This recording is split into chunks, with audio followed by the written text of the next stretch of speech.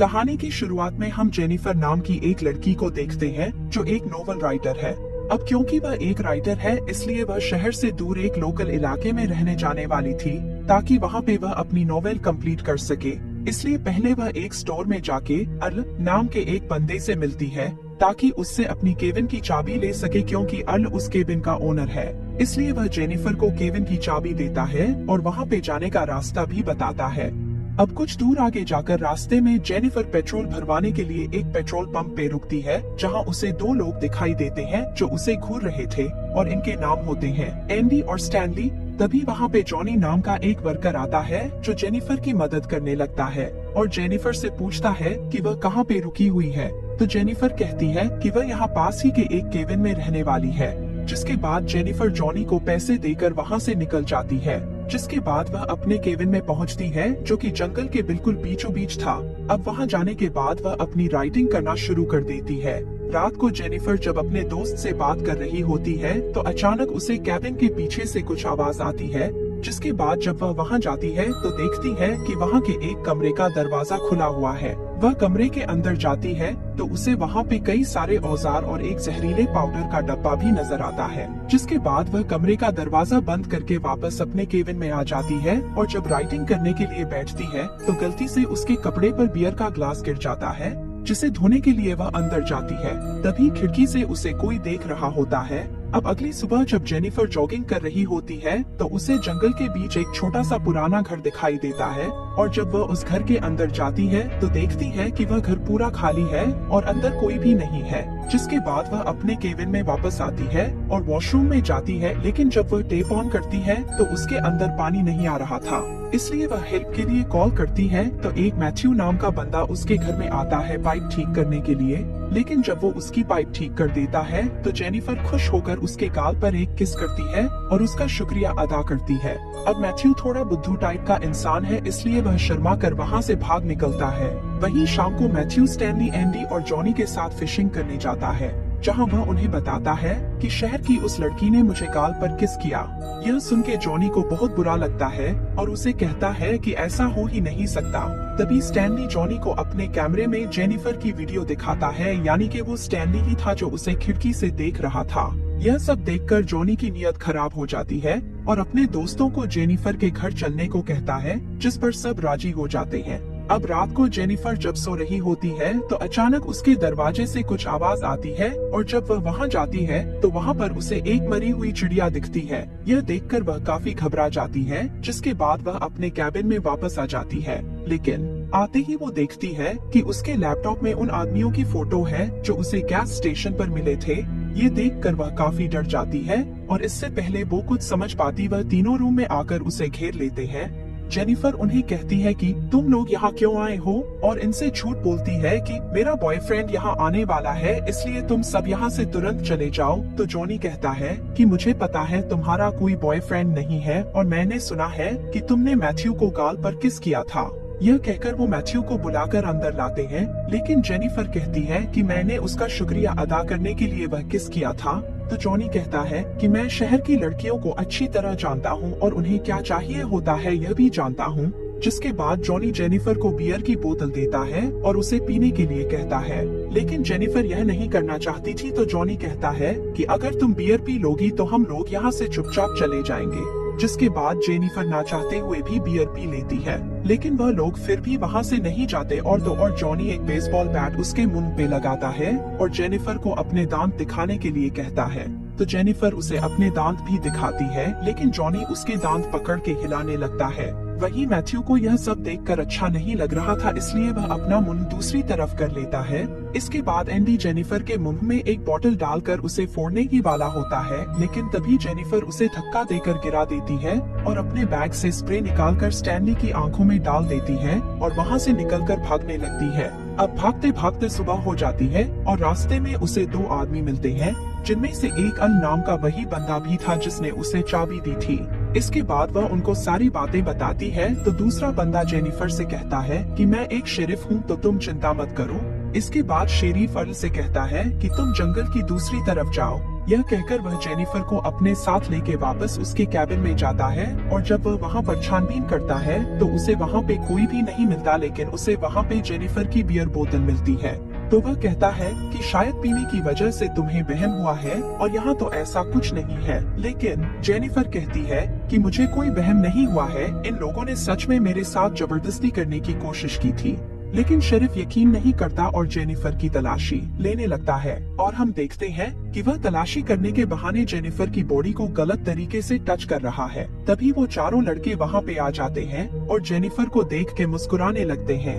यह देख के जेनिफर समझ जाती है कि वह शेरिफ भी उनसे मिला हुआ है, जिसके बाद शेरिफ भी जेनिफर के साथ बदसलूकी करने लगता है और मारता है और कहता है कि अब तुम्हारे साथ बहुत बुरा होने वाला है। उसके बाद जॉनी जेनिफर को पकड़ लेता है और मैथ्यू को अपने कपड़े उतारने के लिए कहता है और कहता है कि आज मैं तुझे एक मर्द बनाऊंगा। तो मैथ्यू अपने कपड़े उतारने लगता है। उसके बाद वह जबरदस्ती जेनिफर के कपड़े फाड़ देते हैं और उसे नीचे लेटाकर मैथ्यू से कहते हैं कि तुम इसका शोषण करो। जिसके बाद मैथ्यू जबरदस्ती जेनिफर का शोषण करने लगता है, जिससे जेनिफर दर्द के कारण चिल्लाने लगती है। तभी शेरिफ के घर से उसकी बेटी एंजल का कॉल आता है, जिस पर उसकी बेटी कहती है कि आज वह घर पर जल्दी आए, जिससे शेरिफ अपनी बेटी से वादा करता है कि आज वह जल्दी घर वापस आ जाएगा। उसके बाद वह लोग जेनिफर को छोड़ के वहाँ से चले जाते हैं। अब उनके जाने के बाद जेनिफर किसी तरह उठकर बिना कपड़ों के बाहर निकल कर जाने लगती है, लेकिन कुछ दूर आगे जाने पर वह पांचों फिर से उसके सामने आकर उसे घेर लेते हैं, जिसके बाद वह फिर से उसे पकड़कर जमीन पर लिटा देते हैं और एंडी जेनिफर के मुंह को पानी में डुबोने लगता है। और इस बार शेरिफ अपने कपड़े उतार कर जेनिफर के साथ जबरदस्ती करने लगता है, जिससे जेनिफर दर्द से चिल्लाती है, लेकिन उसके चिल्लाने की आवाज से किसी को कोई फर्क नहीं पड़ता और एक एक करके सभी उसका शोषण करते हैं। इसके बाद जेनिफर किसी तरह उठकर वहाँ से जाने लगती है और इतना जुल्म सहने के बाद वो पूरी तरह पागल सी हो गई थी। फिर जब वो एक पुल के पास पहुँचती है तो वह पांचों फिर से उसे मारने के लिए वहाँ आ जाते हैं, लेकिन तभी जेनिफर पानी में कूद जाती है। जिसके बाद जब वह पानी में देखते हैं तो उन्हें जेनिफर कहीं भी नजर नहीं आती, इसलिए वह काफी देर तक उसकी बॉडी के ऊपर आने का इंतजार करते हैं। लेकिन जेनिफर की बॉडी ऊपर नहीं आती तो शेरीफ यह देखकर उन सभी से कहता है कि तुम्हें जेनिफर पर नजर रखनी होगी, अगर वह यहाँ से भाग गई तो हम सब मुसीबत में पड़ सकते हैं। इसके बाद वह जेनिफर की सभी चीजों को जला देते हैं ताकि कोई सबूत ना बचे। अब रात को शेरिफ अपने घर आता है और अपनी बेटी से मिलता है, जहां उसकी बेटी उसे सरप्राइज देती है कि वह ऑनर्स प्रोग्राम के लिए सिलेक्ट हो गई है। फिर अगले दिन शेरिफ अर्ल के पास जाता है और उसे उसकी केबिन की चाबी लौटा देता है। तभी अर्ल उसे पूछता है कि क्या वह लड़की यहाँ से चली गई, जिस पर वह कहता है कि हाँ वह लड़की चली गई है। अब अगले सीन में हम देखते हैं कि यह सब अभी भी जेनिफर को ढूंढ रहे हैं, लेकिन उन्हें वह कहीं नहीं मिलती और वहीं मैथ्यू ने जेनिफर के साथ जो अत्याचार किया था यह सब सोचकर उसे काफी बुरा फील हो रहा था। फिर एक दिन अर्ल शेरिफ को कॉल करता है और कहता है कि उसे जेनिफर की बहन का कॉल आया था, जो कह रही थी कि जेनिफर अभी तक वापस क्यों नहीं आई, तो क्या तुमने उसके साथ कुछ गलत तो नहीं किया। इस पर शेरिफ कहता है कि नहीं, ऐसा कुछ भी नहीं हुआ, वह बस वहाँ से चली गई। अब अगली सुबह स्टैनली भागते हुए एंडी और जॉनी के पास आता है और उन्हें बताता है कि उसका कैमरा चोरी हो गया है और उस कैमरे में जेनिफर की वह सारी वीडियो क्लिप थी। यह सुनकर जॉनी स्टैनली को मारने लगता है और कहता है कि तुम्हें वह सब रिकॉर्ड करने की क्या जरूरत थी। अब रात को जॉनी जब अपने घर में होता है तो उसे अपने दरवाजे पर कुछ आवाज आती है और जब वह वहाँ जाता है तो उसके दरवाजे पर एक मरी हुई चिड़िया मिलती है, जिसे देखकर वह सोचता है कि शायद स्टैनली और एंडी उसके साथ प्रैंक कर रहे हैं। लेकिन उसे फिर से आवाज सुनाई देती है और वहां जाने पर उसे जेनिफर की एक चप्पल मिलती है, जिसे देखकर वह काफी घबरा जाता है। तभी उसे झाड़ियों में से एक और आवाज सुनाई देती है और आगे जाने पर उसे मैथ्यू के हाथ के रबर बैंड्स मिलते हैं, जिससे उसे लगता है कि मैथ्यू ही यह सब कर रहा है। अब अगले दिन हम शेरिफ को अपने घर आता हुआ देखते हैं, जहां उसकी वाइफ एक गिफ्ट देकर उसे कहती है कि किसी ने तुम्हारे लिए यह भेजा है, जिसके अंदर एक कैसेट भी है। अब शेरिफ जब उस कैसेट को हाथ में लेकर देखता है तो वह काफी डर जाता है और उन लड़कों के पास जाता है और वह स्टैनली को मारने लगता है और कहता है कि तुम्हें वह वीडियो रिकॉर्ड करने की क्या जरूरत थी। तभी जॉनी कहता है कि कल रात को मुझे भी कोई परेशान कर रहा था और मुझे पता है कि यह सब मैथ्यू ही कर रहा है, क्योंकि उसे जेनिफर की मौत से गिल्टी फील हो रहा है, इसलिए वह हमें डराना चाहता है। फिर शरीफ उन्हें मैथ्यू को ढूंढ कर लाने के लिए कहता है और वह खुद अर्ल के पास जाता है और उसे शूट करके मार देता है, क्योंकि अर्ल को भी उन पर शक हो गया था। इधर मैथ्यू जेनिफर के घर के बाहर बैठकर गिल्टी फील कर रहा था, तभी उसे जेनिफर की आवाज सुनाई देती है, जिससे वह ऊपर जाता है तो उसके सामने जेनिफर एक सोफे पर बैठी हुई थी। फिर वो उसे अपने पास बुलाती है और कहती है कि मुझे पता है कि तुम गिल्टी फील कर रहे हो। तभी मैथ्यू जेनिफर से माफी मांगने लगता है और कहता है कि मैंने जानबूझकर तुम्हारे साथ ऐसा नहीं किया था, लेकिन जेनिफर उसके गले में एक रस्सी डालकर जोर से कसने लगती है, जिससे मैथ्यू बेहोश हो जाता है। वहीं एंडी और स्टैनली मैथ्यू को ढूंढ रहे होते हैं और ढूंढते ढूंढते एंडी एक सुनसान घर के अंदर जाता है, जहां पर उसे एक गद्दा दिखता है। वहीं इधर स्टैनली के सामने जेनिफर आ जाती है, जिसे देखकर जब वह उसे मारने के लिए आगे बढ़ता है तो उसका पैर एक ट्रैप में फंस जाता है, जिससे वह चिल्लाकर एंडी को बुलाने लगता है। और जब एंडी वहां पर आता है तभी जेनिफर पीछे से आकर एंडी पर हमला कर देती है और फिर स्टैनली के भी सर पर मारकर बेहोश कर देती है। अब एंडी की जब आँख खुलती है तो वह खुद को लकड़ी के सहारे एक बाथ टब पर लेटा हुआ पाता है। तभी जेनिफर वाटर ऑन करके उस टब को भरने लगती है। इधर स्टैनली को भी उसने एक पेड़ से बांध रखा होता है और उसे चूहा खिलाते हुए उसका वीडियो बनाने लगती है और उसकी आईब्रो पर फिशिंग हुक लगाकर उस धागे को पेड़ से बांध देती है, जिससे वह अपनी आंखें ना झपका पाए। फिर वह एंडी के पास जाती है, यानी जेनिफर दोनों को एक साथ मार रही है और दोनों आसपास ही हैं। अब जेनिफर एंडी के पास आती है, लेकिन एंडी उससे माफी मांगने लगता है। तभी जेनिफर उससे कहती है कि मैं भी तुम्हारे सामने ऐसे ही गिड़गिड़ा रही थी, लेकिन तुम लोगों ने मेरी एक नहीं सुनी और सबने मेरा फायदा उठाया। जिसके बाद वह उसका मुंह पानी में डुबोकर कहती है कि मैं तुम्हें बहुत बुरी मौत देने वाली हूँ। फिर वो स्टैनली के पास जाती है और एक मछली का पेट काटकर उसका मांस निकालकर स्टैनली की आंखों में घुसा देती है। इसके बाद वो एंडी के पास जाकर उसके पानी में जहरीला पाउडर मिला देती है और उसके नीचे से एक लकड़ी निकाल देती है, जिससे एंडी उस पानी में चला जाता है और उसका मुंह जल जाता है।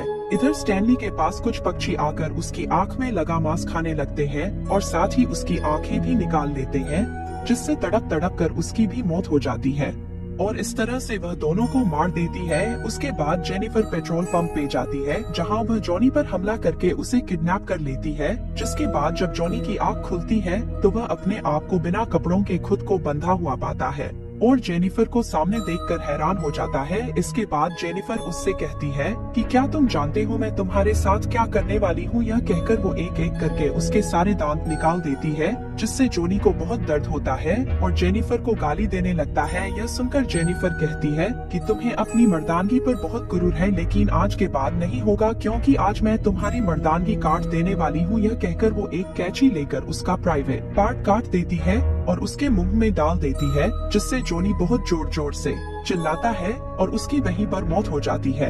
वहीं शेरिफ जब अपने काम पर होता है तो उसकी बीवी उसे कॉल करती है और कहती है कि हमारी बेटी एंजल की एक टीचर आई है। तभी एंजल भी शेरिफ से कहती है कि मेरी टीचर बहुत अच्छी है, जो मुझे यहाँ से एक प्लेग्राउंड में ले जाने वाली है। लेकिन शेरिफ उससे कहता है कि तुम्हारी टीचर से मेरी बात करवाओ। तभी हम देखते हैं कि वह टीचर कोई और नहीं बल्कि जेनिफर ही है, जो वहाँ पर नकली टीचर बन के आई है। जिसके बाद जेनिफर जब शेरिफ को अपना नाम बताती है तो वो यह सुनकर हैरान हो जाता है और जेनिफर से कहता है कि प्लीज मेरी बेटी को चोट मत पहुंचाना। जिसके बाद जेनिफर फोन काट देती है और उसकी बेटी को अपने साथ ले जाती है। और जब शरीफ घर पहुंचता है और उसकी बीवी उसे बताती है कि उसकी टीचर उसे प्लेग्राउंड में लेकर गई है, जिसके बाद शरीफ जल्दी से प्लेग्राउंड में पहुंचता है और अपनी बेटी को ढूंढने लगता है, लेकिन वहां पर उसकी बेटी उसे नहीं मिलती, जिससे वह फिर से कार लेकर वहां से जाने वाला होता है। लेकिन तभी जेनिफर पीछे से उस पर हमला कर देती है और उसे अपने साथ ले जाती है। और जब शेरिफ की आंखें खुलती है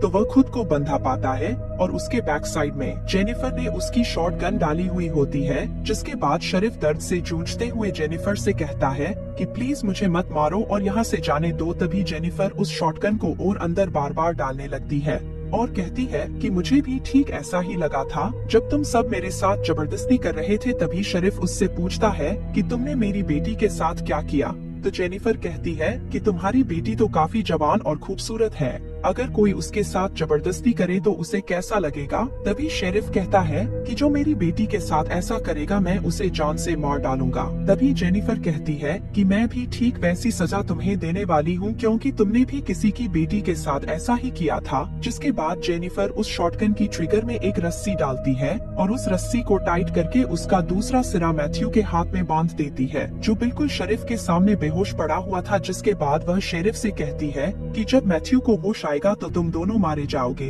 यह कहकर वह बाहर जाकर बैठ जाती है। जिसके बाद मैथ्यू को होश आ जाता है और शेरिफ को देख के हैरान हो जाता है। तभी शेरिफ उससे कहता है कि बिल्कुल भी मत हिलना, लेकिन मैथ्यू अपना हाथ हिला देता है जिससे वह गन चल जाती है और जिससे शेरिफ और मैथ्यू दोनों की वहीं पर मौत हो जाती है। फिर हम जेनिफर को देखते हैं जो इन सभी लोगों को बुरी तरह से मौत देकर अपना बदला लेने के बाद बहुत खुश थी। और इसी सीन को दिखाते हुए यह कहानी, ये फिल्म यहीं पर खत्म हो जाती है। आपने अगर यहाँ तक वीडियो देख लिया तो बेहद शुक्रिया। बाकी हम मिलते हैं एक और नई कहानी के साथ। तब तक के लिए goodbye and take care.